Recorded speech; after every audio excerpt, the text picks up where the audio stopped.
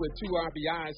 The surging Dodgers have a 5-game lead over the Giants in the NL West. Reports have surfaced that the Atlantic Coast Conference is having discussions with Cal and Stanford. No official word yet that Cal and Stanford are heading to the ACC in 2024. The conversations are further proof that the Pac-12 is close to shutting down. In 2024, USC, UCLA, Oregon, and Washington are moving to the Big Ten Conference. The Big 12 is adding Arizona, Arizona State, Utah, and Colorado. As a reminder, if you have a family member being recruited by Pac-12 schools, do your homework to make sure your athlete has all the information to make a decision. No debates, no speculation, just the info you need. That's your KBLA Sports Minute. I'm Ray Richardson. More news, opinions, and conversation when we come forward on KBLA Talk 1580. KBLA Talk 1580 is dedicated to empowering our communities by providing progressive talk radio for our audience. We strive to be an intersectional voice for the voiceless. As a Black-owned and operated station, we are committed to highlighting diverse perspectives and creating safe spaces for meaningful dialogue. We believe that everyone has something unique to bring to these political, economic, social, and cultural conversations, and we don't shy away from the hard conversations about current events. We endeavor to be a beacon of hope and understanding, while boldly challenging listeners to think more deeply about difficult topics that impact us all. With this in mind, our mission statement at KBLA Talk 1580 is simple: to create an inclusive platform that promotes civil discourse through honest dialogue and encourages personal growth among our listeners, so they can become the active agents of change. Our vision is to establish ourselves as the premier radio network with relevant programming across the beloved community, connecting people through shared experiences and collective power for lasting impact beyond these challenging times.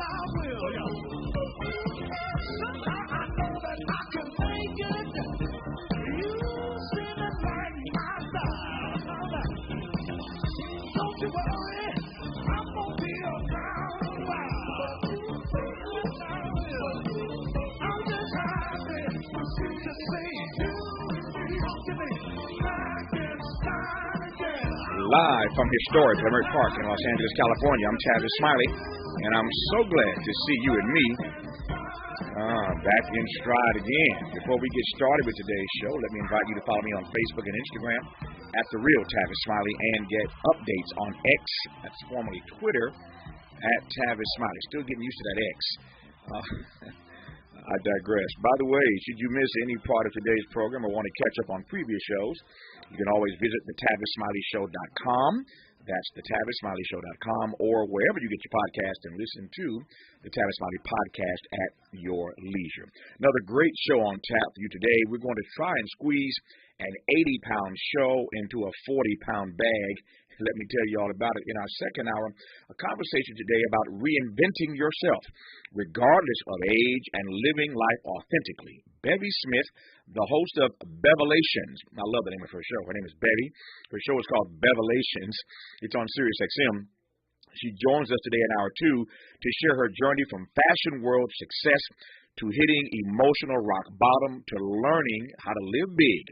Bevy says you can too at any age, and she joins us today in hour 2 to tell us how. In our third hour, 2 conversations. Up first, the mayor of Montgomery, Alabama, Stephen Reed, joins us live to discuss that riverboat brawl and the video that's gone viral all over social media. Yesterday, assault charges were brought against 3 white males involved, those who started that melee. We'll get an update from the mayor of Montgomery, Mayor Stephen Reed, when he joins us at the top of Hour 3. On the B side of Hour 3, visionary creative director Kenny Gravalis has been dubbed the man behind the posters. He joins us for a conversation about how he became the go-to for major Hollywood studios and top filmmakers seeking thought-provoking advertising campaigns and film posters. That's on the B side of Hour 3. But in this first hour today, two more conversations. On the B side of this hour, we'll unpack some trending political headlines with Dr. Michael Fauntroy, professor and founding director of the Race, Politics, and Policy Center at George Mason University, which means that we commence today's show in conversation with the chairman of the DNC, the Democratic National Committee, Jaime Harrison, who I'm honored to welcome back to this program. Mr. Chairman, how are you today, sir? I'm great, Tavis. Thank you so much for having me, my friend. It's always good to be on. It's a delight to talk to you, my friend, and thank you for the time. Glad we have these 30 minutes to unpack a few things. So one of the reasons I wanted to have you on is the president is on a West Coast swing. He's in where? Arizona, Utah, New Mexico, on a West Coast swing even as we speak. What's the purpose of this trip? What's he hope to get out of it? Well, it's important for the president to go around the country to go to sites where we are seeing new manufacturing, we're seeing investments that his administration and Democrats in the House and the Senate were able to get done in his first 2 years. Because what we are seeing overall, Tavis, is Bidenomics is working. Mm-hmm. And the American people are starting to feel it. We even heard just recently from the head of steel in this country, one of the big steel manufacturing companies in this country, who talk about a new renaissance in terms of manufacturing in the United States that was sparked because of some of this legislation, the Chips and Science Act, the Inflation Reduction Act, the bipartisan infrastructure bill. And then the president is also celebrating the anniversary, one-year anniversary of the PACT Act and the Chips and Science Act, and next week will be the anniversary of the Inflation Reduction Act. Major pieces of legislation that have had long-lasting and will have long-lasting impact on the country, not only presently, but for years to come. To your point that Bidenomics is working, it's hard to argue with the data. He does appear to be having an impact on the economy. It's bouncing back slowly, but surely. And yet, to my mind, and the data underscores this, the president is not getting credit for the success of Bidenomics, as he put it. How do you read that?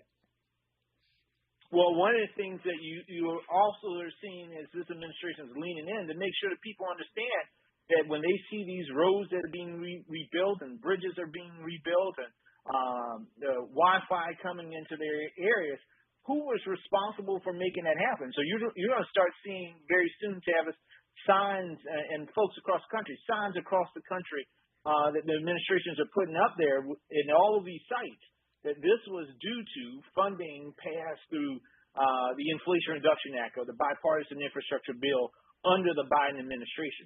It's important that people understand and see that connection between the work that's getting done, how their lives improve, and why it happened.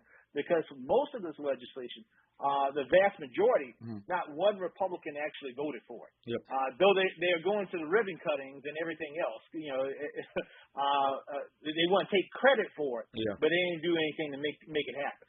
Is it messaging or is it the messenger? Because, again, it's hard to argue.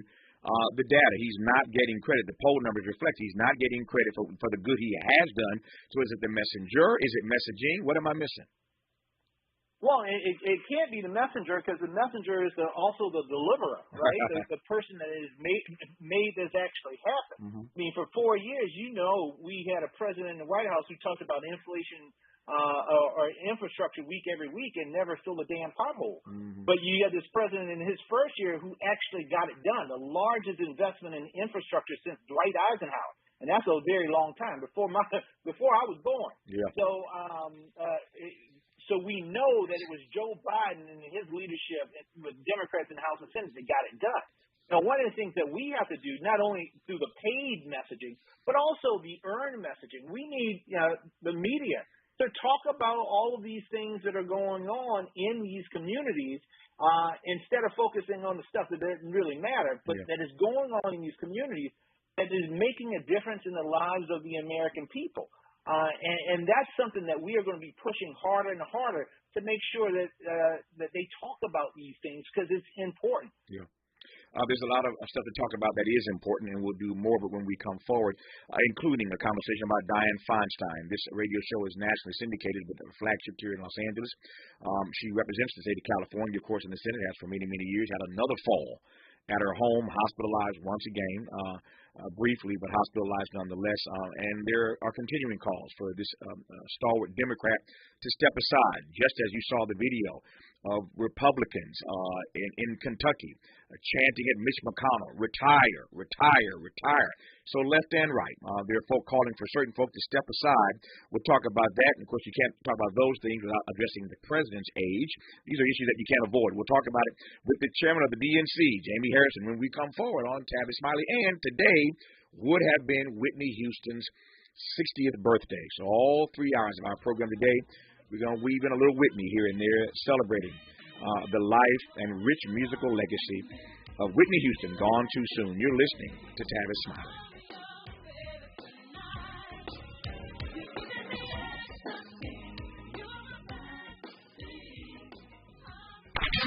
What's your quarrel with the world? You're listening to Tavis Smiley. MC Light for AARP Hip Hop, the cultural phenomenon that took New York by storm in 1973, is celebrating 50 years of rocking mics and crowds. Whether you're a ride or die hip hop head or simply curious about its origins, check out the latest issue of AARP the magazine. It celebrates this incredible milestone with a featured story brimming with fun hip-hop facts and history. Head over to aarp.org/black community to learn more. Community is more than where you live. It's the people in it who go above and beyond to help it thrive. During the 50th anniversary of hip-hop and the 75th anniversary of Black Radio, AARP recognizes the members, volunteers, people, and partners giving back to our communities. We believe when our efforts drive change for the greater good, we all thrive together. To learn more about how AARP supports efforts to keep our communities thriving, visit aarp.org/black community. You're listening to K-Drip, where we play all the best classic water-wasting hits like watering your lawn during the hottest time of the day and leaky faucets. They're tunes from another time because now that we face a hotter, drier future, every drop counts. Despite an extremely wet winter, keep using less water, fixing leaks, and reusing indoor water for your garden. Visit SaveOurWater.com for more ways to conserve. Up next, brushing your teeth with the water on. K-Drip. Some people won't give you the real talk on drugs, but it's time we know the facts. Fentanyl is killing people. It's a powerful opioid, often made illegally and commonly mixed with illicit drugs. It can even be pressed into counterfeit pills that resemble prescription medications. Just 2 milligrams, about the size of a few grains of sand, can potentially be lethal. This isn't an ad to scare you, but it is an ad to make you think twice. Get the facts. Go to realdealonfentanyl.com. This message is brought to you by the Ad Council. The California Crusader newspaper would like to thank all of our subscribers for their support throughout the years, proudly serving the South Los Angeles and South Bay areas for more than 40 years. The California Crusader is a multicultural, black-owned, adjudicated newspaper that focuses on providing newsworthy information to the people in our community. We're constantly looking for ways to assist businesses in our community to connect with our subscribers. We provide low-cost, effective ways to promote your business with our reasonable and affordable advertising rates. You can participate by suggesting, sharing, and submitting your stories on the California Crusader newspaper Community Share Facebook group page, or visit our website at cal-cruise-news.com. That's calcruisenews.com. Then click on the Submit Now button located on the top right corner of the homepage, or text CCN to 42828. Again, text CCN to 42828. The California Crusader newspaper, working together to build a better community for our future. Subscribe today. Made fresh daily in Leimert Park, Los Angeles, California. You're listening to Tavis Smiley.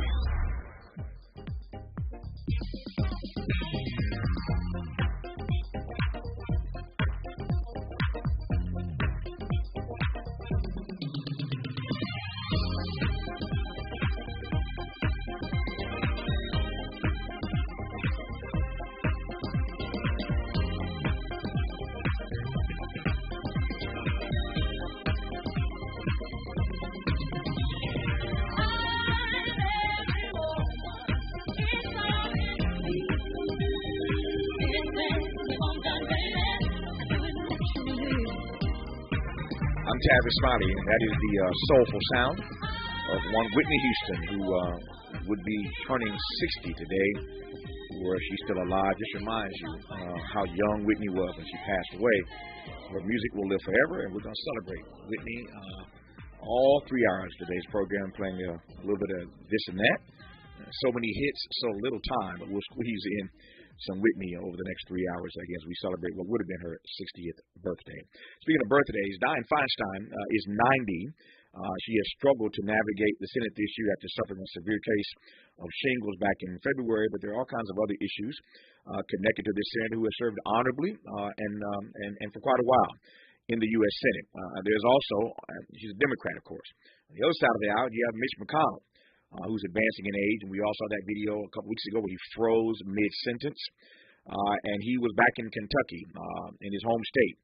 And this is what he was met with at a town hall meeting. Just take a listen to this.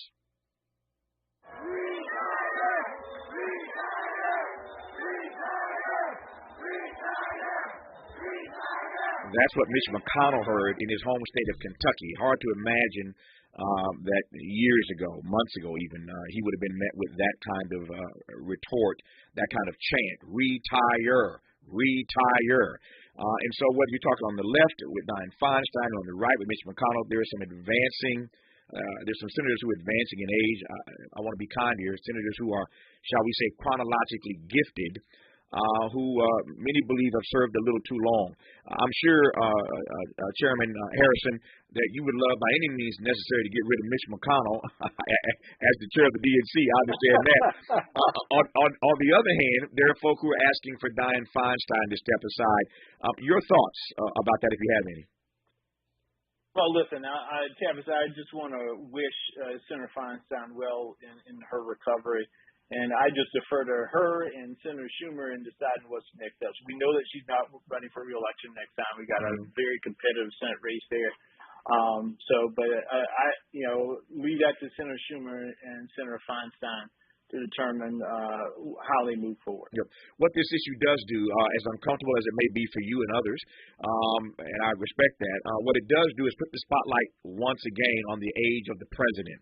Now, to be clear, Donald Trump ain't that much longer, and everybody I've talked to, despite all the drama he's facing, and I'll give you a chance to sound off on that in a moment, but despite all the drama he's facing, I've not talked to a single person who does not see him as the presumptive Republican nominees, so we'll have a rematch between Joe Biden likely and Donald Trump. We'll talk about that as well. But again, what's happened to Mitch McConnell, what's happened to Dianne Feinstein, once again puts a spotlight on the president's age, and about that, you say what? Well, this is what I say, Tavis. You have probably the most productive president that we have seen since LBJ. When you look at legislative achievements and things and accomplishments. And the reason why we elect a president is to get stuff done. Mm-hmm. What president can we find who has gotten more done in 2 years with less help than Joe Biden has? You know, there was a saying, I remember when I was a young staffer in Jim Clyburn's office once, and I was, as we're young and hungry and ambitious, and I was just complaining, I don't know why some of these older members or folks just move aside until some of these younger folks to get in. And in a classic Jim Clyburn moment, he said, Jamie, let me ask you something. He said, now tell me, who would you prefer, an old Thurgood Marshall or a young Clarence Thomas? And I said to the boss, enough said. I think it's dangerous for us to have these blanket categorizations of folks, whether it's what all black people think or what all young people will do and this and that. I mean, Ron DeSantis is 42 years old, and he is a disaster, a fascist governor, right? And so it's not about youth and all that. It's about your mindset. It's about who you are, what your values are, what you want to do. And Joe Biden has proven time and time again, everybody underestimates him. They underestimate him in the primary. They underestimate him in terms of getting stuff done. And he has proven time and time again his age comes with wisdom. And we got a lot of aunties and uncles who we know that we go to time and time again. We don't go to our friends at our age, but when we need to get stuff done and understand how to navigate the world, we go to those folks of wisdom. That's what Joe Biden has been able to leverage to get stuff done for the American people. And so, I'm riding with Biden. There you go. No question here that he's gotten a great deal accomplished, and yet there are persons, even on the campaign trail, which we'll talk about here in a second here, who have called into account his mental acuity. You're with the president more than most of us are. To those who are questioning at this age his mental acuity, you say what? Well, hell, Tavis, he has outwitted all the Republicans in the House and Senate time and time again. So, as I keep telling you, you go ahead and keep underestimating Joe Biden, and he's going to keep winning at the same time. Sharp as a tack, and can navigate all of these minefields that we see in American politics these days. So, ask Kevin McCarthy about how acute Joe Biden is. Because last time I see the tread marks, Joe Biden tread marks all over Kevin McCarthy's back. That's why he's the chair of the Democratic National Committee. You expect this, and he's delivering, as he always does. Speaking of minefields, I've had a number of guests on this program who are running for president. So the president is being challenged not just by Republicans, but there's Marianne Williamson running against him on the Democratic side. There is Robert Kennedy Jr. running against him on the Democratic side. He was just here in L.A. a couple of days ago. Cornel West, third party candidate running as the standard bearer for the Green Party. He was just in studio not long ago. So there are a number of persons challenging him from the left, if you will, say nothing of Donald Trump and those trying to challenge him from the right. What say you about this field of third party candidates running against the president? Well, this is what I say in the larger context, Tavis, about where we are. Going back to Jim Clyburn, who often talks about this probably being the second Reconstruction that we're in. These are unprecedented times that we're in right now. And mind you, I would even say dangerous times of where we are as a nation about where our democracy is going.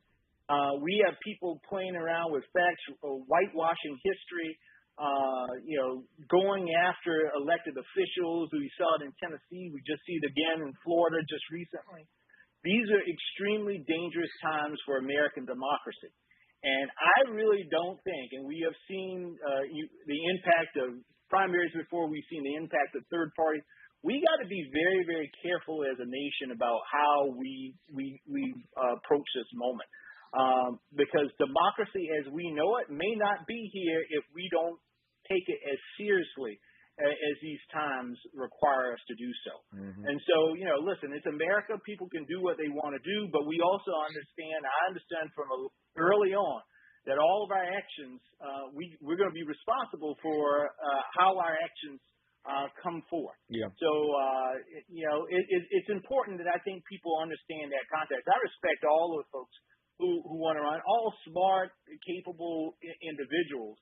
But in the end of the day, we know in this country, built on the system that we have, the winner is either going to be a Democrat or it's going to be a Republican. There has never been a third-party candidate, and really you don't very often see an incumbent president lose a primary. So, and what it does when it happens, it weakens. So we're going to focus on my end, making sure that Joe Biden and Kamala Harris are well prepared to take on whomever comes out of the Republican primary, because we understand that it's just not about Democrats winning. It's about American democracy staying and continuing to lead the world. And that's really, really important, not for me personally, but for my kids and their kids to come. Got 5 minutes left. I want to cover a few more things right quick here. One other question finally about third-party candidates, and I thank you for the time. Just want to make the most of it. Cornel West specifically, no less than David Axelrod, and David Axelrod is David Axelrod, right? When he speaks, people listen politically. No less than David Axelrod has said that the Biden administration needs to take Cornel West seriously. Other publications have written that. I'm doing an interview later today with a national publication because Dr. West and I have been friends for so long. I'm getting calls to talk about Cornel West, which won't surprise you. But for those who are saying that the president and the Democratic Party ought to be concerned about Cornel West if he starts to take flight with black voters in particular and others in the progressive wing of our politics, your thoughts about Cornel West, whether or not he in fact is a threat? Could he be the Ralph Nader of this election? Listen, tremendous respect for Dr. West, who's done so much in history. But again, Tavis, I think the stakes in this election couldn't be higher. Right. And there will be a clear choice between the President of the United States and whomever the MAGA GOP nominee is. Again, history has taught us, and I know Dr. West knows history better than anybody, but we have seen the impact that third-party candidates have had in the past. It's important that President Biden continues to go out and make a case, from his infrastructure investments to growing our economy to creating millions of jobs and lowering the cost for families, because he's got a strong story, and that is the story that we need to make sure that we get told all across this country. And so, all respect to Dr. West and what he has done and accomplished. But in the end of the day, a third-party candidate hadn't won in the past. I don't see one winning anytime soon. And we got to make sure that we secure democracy. And so, again, I'm riding with Biden, and I'm going to make sure that everything in my power, because, again, it ain't even about President Biden. It's about my kids. It's about the other kids in this country. We need to ensure that American democracy prevails. And I know that will happen under the leadership of President Biden, because he's been fighting for more rights and not less. In the last 2 minutes we have, I'll let you sound off on Donald Trump. You mentioned earlier the state of our democracy. I think it's fragile, more fragile than it ought to be in a moment like this. And yet in this moment where our democracy hangs in the balance, the Republicans are about to nominate, it appears, a person who's already been thrice indicted, and we haven't gotten to Fannie Willis. We hear that indictment is on the way perhaps next week. So 4 indictments, maybe 5, 6 by the time they get to the Republican convention. In a democracy, how can that other party that you referenced be putting up somebody who's been indicted 3, 4, 5, 6 times? It's so strange, Tavis. I remember when I was running against Lindsey Graham for the U.S. Senate, and I always used to talk about the rule of law and talk about freedom and how the Republican Party stood for that, how they stood for family values. The antithesis to all of that is the person that Lindsey Graham is now supporting for President of the United States once again. So for us, we need to be clear. Republican Party, a party that didn't even pass a platform in the last presidential election. And platforms usually lay out what you stand for as a party. They don't stand for anything other than for power. They will take away your freedom. They will take away your rights. They will attack everything that is America if it means that they can keep and hold on to power. That's a dangerous party. It's dangerous individuals that make up that party from Donald Trump on. And I want people to be clear. Donald Trump is the face of it. But Tim Scott, Ron DeSantis, Nikki Haley, Mike Pence, they all believe in the same thing. As my grandma said, you put them all in the bag, they all fall out at the same time because they're all rotten. And in the end, we have to understand that democracy, if any of those folks get the nomination, and one of them will, they will be a fundamental threat to America as we know it and to American democracy that we all celebrate and love. And so we got to be serious about it. Everybody needs to make sure they're registered, that they go out to vote, they get the brothers, the sisters, the aunties, the uncles, and everybody that they know to go out and exercise their right to vote. Because as we saw in Ohio, when we vote, we can win. There you go. And we can protect our freedoms and our democracies. And that's my fundamental story for everybody. He's the chairman of the Democratic National Committee, the DNC. Always honored to have him on this program. He always responds when we invite him on, affirmatively that is. And so, once again, we appreciate Jaime Harrison for his time today. Mr. Chairman, all the best to you. Thank you, sir. Thank you, brother. You take care of yourself. Stay strong. Do the same. When we come forward, we'll talk more politics with Michael Fauntroy, professor and founding director of the Race, Politics, and Policy Center at George Mason University on Tavis Smiley. Interrogating and unpacking. That's what we do around here. You're listening to Tavis Smiley. What does access mean? Access means owning a home. Access means growing my business. Access means building generational wealth. No matter your goals, U.S. Bank Access Commitment Programs and Initiatives provide the tools and resources to help you reach them. Access your financial goals at usbank.com/access. Member FDIC, Equal Housing Lender. Hey, life doesn't stop when cancer starts. After diagnosis, treatment is vital. But for some, just getting there, to appointments, chemo, or radiation, is a major challenge. You can change that. Volunteer to give rides at the American Cancer Society Road to Recovery program. Driving for a few hours of your day can make a life-saving difference for someone with cancer. Visit cancer.org/drive to learn more.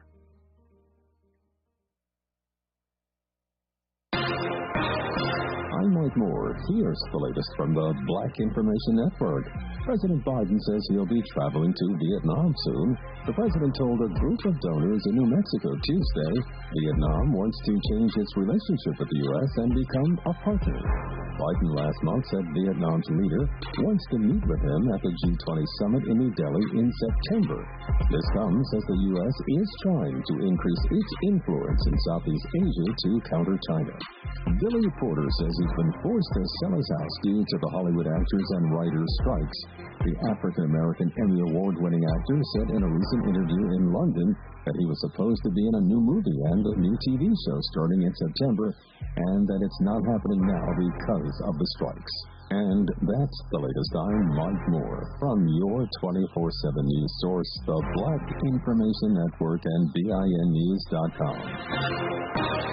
A wreck in Pasadena, the 210 freeway westbound at Fair Oaks Avenue. The crash is in the 3 right lanes and has traffic pretty much stopped from Michelinda Avenue. It was an overturned big rig wreck that was being worked on there. Mission Hills, 405 southbound at Rinaldi Street. Crash in the right lane stops you from the 5. And at Pacoima, the SIG alert on the 5 freeway southbound before the 118. The carpool and 3 left lanes are blocked with that wreck.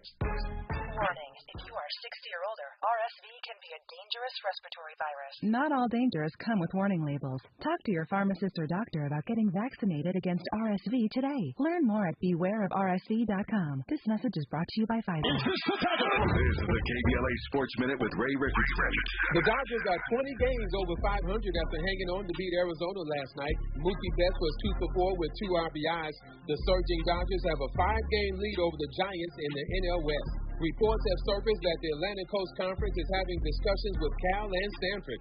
No official word yet that Cal and Stanford are heading to the ACC in 2024. The conversations are further proof that the Pac-12 is close to shutting down. In 2024, USC, UCLA, Oregon, and Washington are moving to the Big Ten Conference. The Big 12 is adding Arizona, Arizona State, Utah, and Colorado. As a reminder, if you have a family member being recruited by Pac-12 schools, do your homework to make sure your athlete has all the information to make a decision. No debates, no speculation, just the info you need. That's your KBLA Sports Minute. I'm Ray Richardson. More news, opinions, and conversation. KBLA Talk 1580.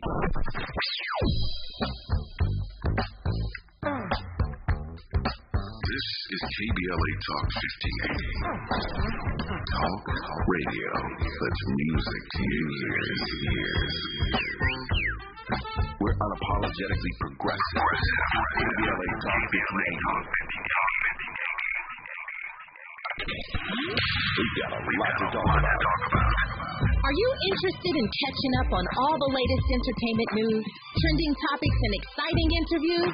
I got you. Tune in to The Raw Report with Robin Ayers, Monday through Friday, 6 to 7 p.m. I'm your host, Robin Ayers. Join me every weekday with some of the best entertainment contributors in the business as we break down what's going on, who's got next, and what not to miss. Only on The Raw Report with Robin Ayers. Unapologetically progressive. KBLA Talk 1580. We've got your black. KBLA Talk 1580. We've got a lot to talk about. KBLA Talk 1580, connecting you with services and solutions. South Central Youth Empowered Through Action is the youth component of the impactful CBO, known as the Community Coalition. South Central Youth Empowered Through Action has chapters at almost every South LA high school. Say Yeah, as they are popularly known, is located at 80th and Vermont, but serves young people all over South LA.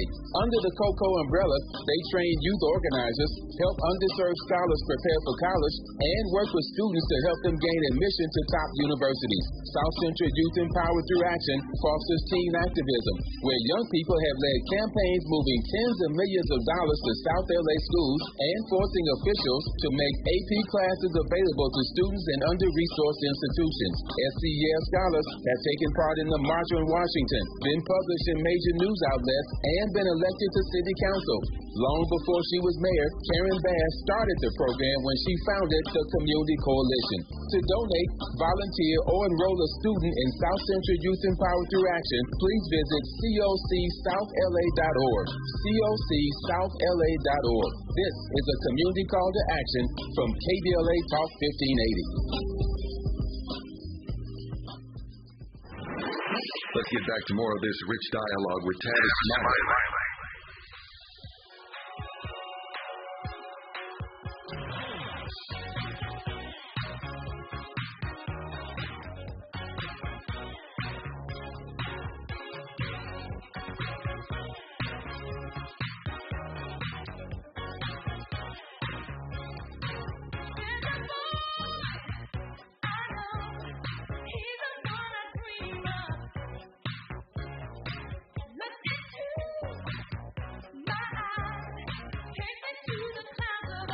Were she still with us, she'd be turning 60 years old today. In some ways, that's hard to believe. In other ways, it just reminds you, as I said earlier, how young she was when she made her transition. Today would be the 60th birthday of the iconic artist, Whitney Houston. So all 3 hours today, we're weaving in a little Whitney here and there as we remember her fondly and celebrate again what would have been her 60th natal day, Whitney Houston. Just had a great conversation with the chair of the Democratic National Committee, Jaime Harrison. We'll continue talking politics for the rest of this hour now with our friend and brother, Dr. Michael K. Fauntroy, who's professor and founding director of the Race, Politics, and Policy Center at George Mason University. Michael, how you living, brother? Doing very well, my friend. It's good to hear your voice. It's good to hear yours, man. Good to have you back on this program. So I just talked to Jaime Harrison, as you heard me say a moment ago, and I love Jaime. And yet I understand the box that Jaime's in because he is the chair of the Democratic Committee. So ain't but so much he's going to give you. So much he can say on certain topics. So now I'm talking to you. Let me ask a couple of those same questions that I ask of Jaime to you to get your take on it. And you can speak a different kind of truth, as it were. So President Biden, as you know, is out west for a policy victory lap, if I can put it that way, trying to draw an implicit contrast between himself, of course, and Donald Trump, the presumptive Republican nominee, which scares me to say that every time I say it. We'll get to that later in this conversation. But I asked Jaime a moment ago why he thinks the president isn't getting credit for the Bidenomics, as he would call it, and some of the other things he's done, frankly, quite successfully. But as you know, Michael, you teach this stuff every day. He's really not getting the credit. I asked Jaime, is it the message or the messenger? You know, he gave his answer. Let me ask you that same question. Why is Joe Biden not getting the credit for what he has accomplished? Well, let me start with some historical context. It is my view, and it's largely accepted in political science, for example, for those of us who study the presidency, that often presidents get too much credit and too much blame for whatever's going on in the economy. The economic wheel turns slowly, and sometimes what a president does that impact the economy doesn't actually reveal itself until after that person has left office. And so sometimes you often find situations in which Republican presidents push through tax cuts, for example, that ends up hurting the economy, and then Democratic presidents have to come clean up the mess.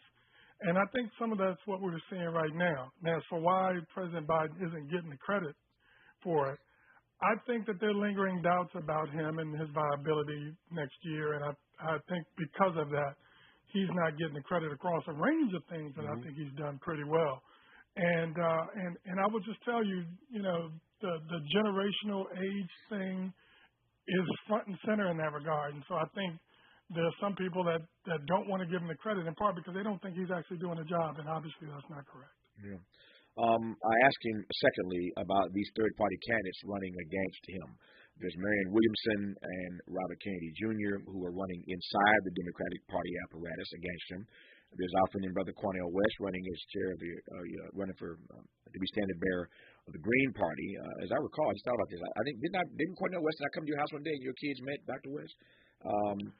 One of my favorite pictures is of them sitting on your lap. Yeah, I thought I recall that. I've known Michael Fauntroy for years. He lives, of course, in D.C., and one day Dr. West and I were in town. Michael and I are both Kappas, fraternity brothers, so I stopped by to see him. Dr. West was with me on this particular occasion, and so the photo he references of his kids, he has a set of twins, in fact.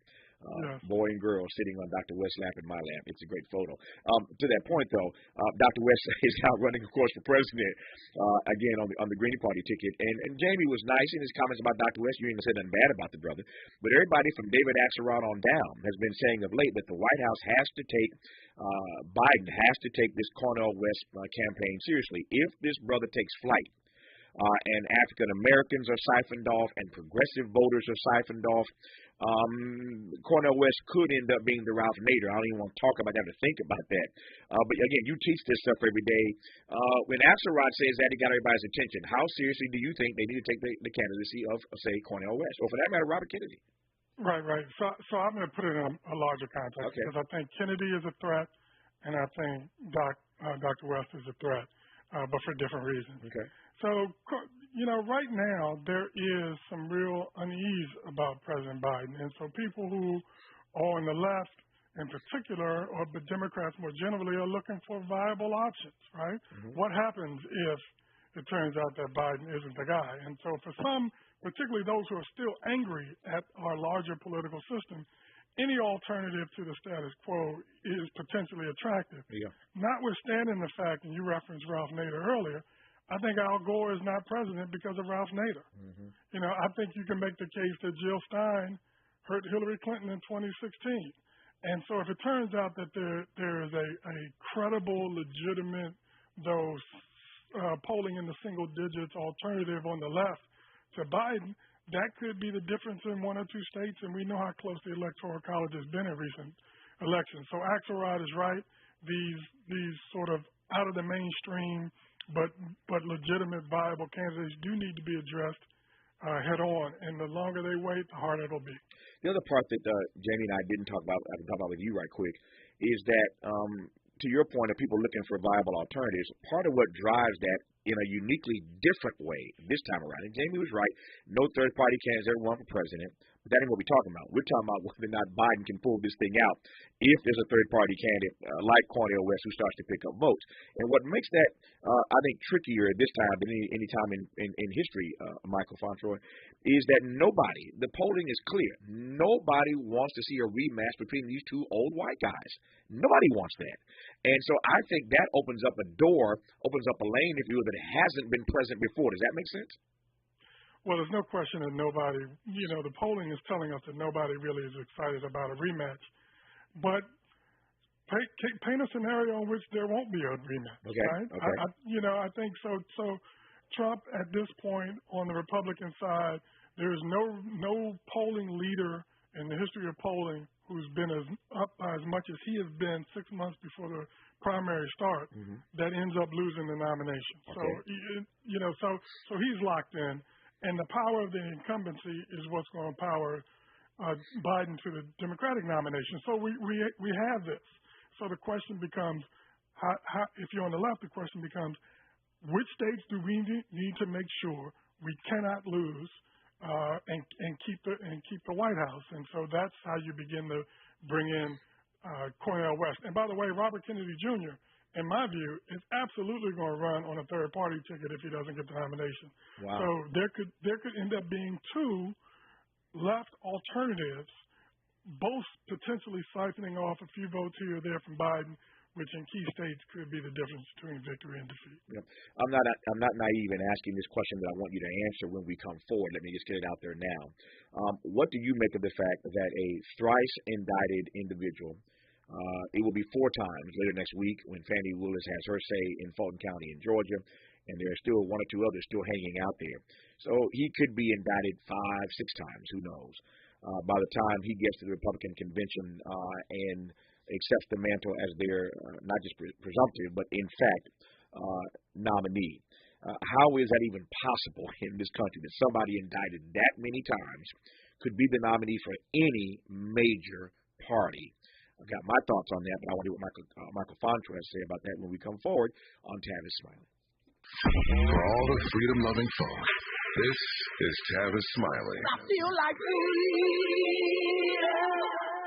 I'm Kareem Abdul-Jabbar. I learned about atrial fibrillation the hard way. My symptoms would come and go, shortness of breath, fatigue. I kept going. Then I got so lightheaded, I couldn't. My doctor said I have AFib, so I'm about 5 times more likely to have a stroke. Other symptoms, irregular heartbeat, heart racing, chest pain can come and go, but the risk of stroke stays.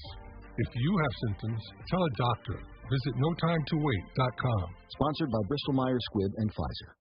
Parents, we know we can't protect our kids from everything. Eventually, they're going to bump their heads or scrape their knees. But we can protect them from 6 types of cancer. HPV, or human papillomavirus, is a common, preventable virus that can cause cancer later in life. The HPV vaccine prevents human papillomavirus and all the cancers it can cause. The American Cancer Society recommends getting your sons and daughters the HPV vaccine starting at age 9 to protect them later in life.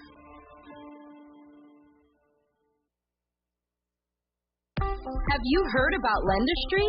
Lendistry is a national black-led small business lender that is headquartered right here in LA. Once you've started your business, Lendistry provides flexible financing options starting at $50,000 to help you access the affordable capital needed to grow. Whether financing is needed to increase working capital, acquire a business, purchase inventory and equipment, or refinance debt, Lendistry has a solution for you. Lending products range from traditional business term loans and non-revolving lines of credit to SBA 7A loans and commercial real estate financing. Lendistry's free application process is simple and does not impact your credit score. Visit lendistry.com/KBLA to learn more and to get started with an application right from the website. For all of us, this generation and the next, there is simply no place in our lives for litter. And yet, it's everywhere we look. And unfortunately, it does belong to all of us. So, let's come together and create a litter-free, clean California, once and for all. Remember to properly dispose of your trash and recycling. Secure truckloads with tarps to keep debris from flying out. Clean out your car when you're at a gas station. Take pride in your community by organizing a cleanup event. Or join a cleanup event near you. Zero litter is the goal. Join us at cleanca.com. That's cleanca.com. Let's do it. Together. Brought to you by Caltrans. cleanca.com.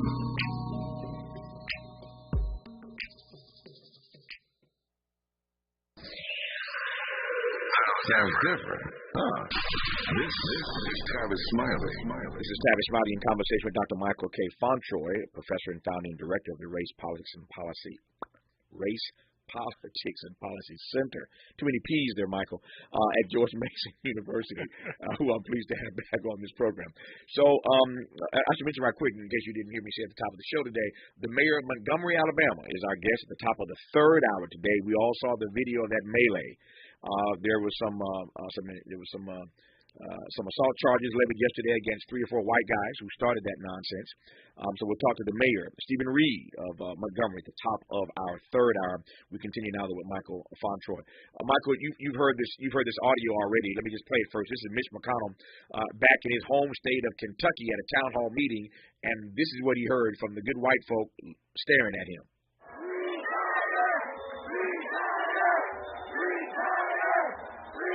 So that's what Mitch McConnell heard back in his home state of Kentucky. Hard to imagine that the minority leader, once the majority leader, would be facing that kind of pushback in his home state. But as I said to Jaime Harrison a half hour or so ago, it's not just Mitch McConnell on the right, who the Democrats would love to get rid of course. He's been whatever you think of him, he's been a master manipulator of those arcane rules in the Senate. Nobody better than him, frankly. On the other side, you got Dianne Feinstein, who had another fall yesterday, was briefly hospitalized. She's back at home in San Francisco, given that the Senate, of course, is on recess right now. But left and right, you got a bunch of old folk, and I say that not derisively, but people who serve for so long that one continues to fall down and sometimes doesn't know exactly where she is. I'm not saying that to be mean. That's a fact. Sure. Mitch McConnell froze mid-sentence. And these are folk who are leaders in the U.S. Senate. What say you, Michael Fauntroy? Well, listen, it's an argument in favor of term limits. You know, I for one, am philosophically opposed to term limits, but I understand why people would want to push for that. So every year, I teach an undergraduate course on the presidency every semester, and I'm always taken by the horrified look on my students' eyes when I start talking about age, because they don't realize how old some of their leaders are.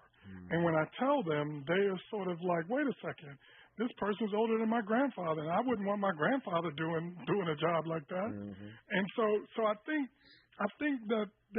that's a really real and salient sort of sub rosa issue. I talked about it a moment ago with regard to President Biden.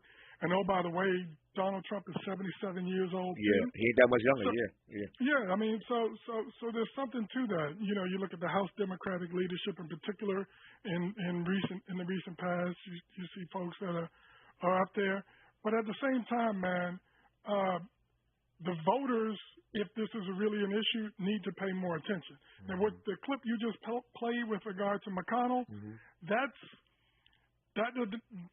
to me is illogical and is driven by the sort of MAGA Republican, not crazy enough for me voter.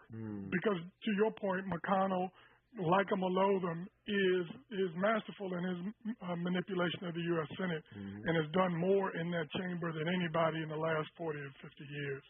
So if that's not good enough for you, then I don't know what to say. He's the one that was able to he manipulates so well. That's why Merrick Garland is Attorney General and not a member of the U.S. Supreme Court. McConnell played that thing in such a way. I mean, all of us were, just disappointed, to say the least, about it. It did not give President Obama the respect he deserved, but he manipulated those rules and did not give Merrick Garland that hearing, and that's why, again, he's AG and not a Supreme Court justice. I digress on that. Our remaining moments with Michael Fauntroy will become forward on Tavis Smiley. From the Lake Park with love, this is Tavis Smiley. MC Light for AARP. Hip Hop, the cultural phenomenon that took New York by storm in 1973, is celebrating 50 years of rocking mics and crowds. Whether you're a ride or die hip hop head or simply curious about its origins, check out the latest issue of AARP the magazine. It celebrates this incredible milestone with a featured story brimming with fun hip-hop facts and history. Head over to aarp.org/blackcommunity to learn more. Community is more than where you live. It's the people in it who go above and beyond to help it thrive. During the 50th anniversary of hip-hop and the 75th anniversary of Black Radio, AARP recognizes the members, volunteers, people, and partners giving back to our communities. We believe when our efforts drive change for the greater good, we all thrive together. To learn more about how AARP supports efforts to keep our communities thriving, visit aarp.org/blackcommunity. KBLA Talk 1580 stands for Unity and Healing. African Focus Incorporated is a nonprofit organization based in California that focuses on the growth and well-being of Africans all around the world. Their mission is to promote the well-being of people of African descent through knowledge and appreciation of one another by building a bridge of love and understanding. African Focus Incorporated strives for cultural, educational, and economic growth. They're the organization behind the African Family Induction Ceremony, African Goodwill Award, African Focus Trailblazer Tours, African Dance Competition, and Showcase Los Angeles, Family Day, Good News Windows Microfinance Project, and more. To volunteer, travel with African Focus, or to attend one of their community building events, please call 310-676-7730. That's 310-676-7300. Or visit AfricanFocus.org. This is a diaspora-wide community call to action from KBLA Talk 1580. Mom's early Alzheimer's diagnosis was hard to take. And when I left the oven on, we decided together that it was time to see a doctor and make a plan. Early detection gave us more time to seek out information and support as a family. If you or your family are noticing changes, it could be Alzheimer's. Talk about seeing a doctor together. For more information, visit alz.org/time to talk. A message from the Alzheimer's Association and the Ad Council. My ride smells just right, just right, just right, just right. Y'all gotta try that for Bree's car. Just right, just right, just right. La la la la la. We got 40 days of consistency. All over Bree's car, fish right on your face. You know my car's my happy place. Keep a smile on my face. It smells just right, just right, just right. And Bree happy for Bree's. La la la la. Ready to re-examine your assumptions and expand your inventory of ideas? More of Tavis Smiley coming your way right now. Got about 3 minutes left in this conversation with Michael Fauntroy of George Mason. Michael, let me close in these last 3 minutes with this. I want to talk and get your take on the importance of the black vote this time around. I'm thinking that Biden is not president without the black vote, as we all know, given what happened in South Carolina. When he ran, black women came to his rescue. Kamala Harris is still on the ticket. Cornel West is running for the Green Party mantle. The South Carolina primary has been moved up on the calendar. I could go on and on and on with reasons why there's going to be a lot more attention focused on the black vote this time around. I ain't even saying the black vote because we're not monolithic, but you take my point. Your thoughts about the importance of that vote in this next election cycle? Well, assuming that President Biden is the nominee and that he's running against former President Trump, and given what we know about recent attempts to suppress the black vote, and oh, by the way, I'm finishing up a book on black voter suppression right now. Good. I can absolutely assure you that come November of next year, if Biden wins, it will be because it was a repeat of 2020 in terms of black political activity and participation. I think that if Trump wins, it will be because they were successful in suppressing black votes. So it really is as fundamental as turnout.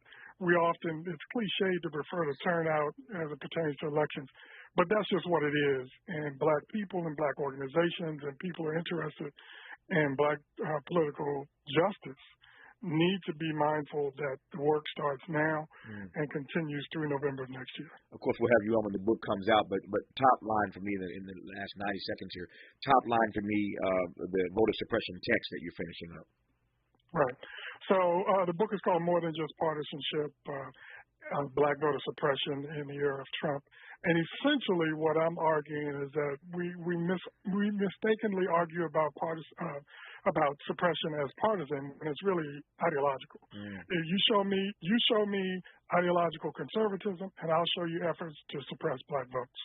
And so as we look at this immediate period following President Obama's election in 2008, in the run-up to his re-election in 2012, so from 2011 to 2016, we saw hundreds of new voter suppression bills being pushed through state legislatures across the country. And so I documented and addressed some of that and used some states as case studies to lay out the case. No, I look forward to you coming back again and that book drops. There is no issue that ought to be of more greater concern to black folk these days in the political realm than the issue of voter suppression. Everything starts with that, starts and ends, frankly, with that right and our exercising that right. And to the extent that people continue to find new ways to suppress that vote, makes a statement about America, a statement about our democracy, and I'm glad that Michael is working on a book about it, and look forward to having him on again when that book drops. For now, we thank the professor and founding director of the Race, Politics, and Policy Center at George Mason University, Dr. Michael K. Fauntroy. Michael, good to have you on. We'll do it again. All the best to you, my friend. Likewise. Glad to have you on. Hour 2 of Tavis Smiley when we come forward. KBLA 1580 Santa Monica. I'm Mike Moore. Here's the latest from the Black Information Network. President Biden says he'll be traveling to Vietnam soon. The president told a group of donors in New Mexico Tuesday Vietnam wants to change its relationship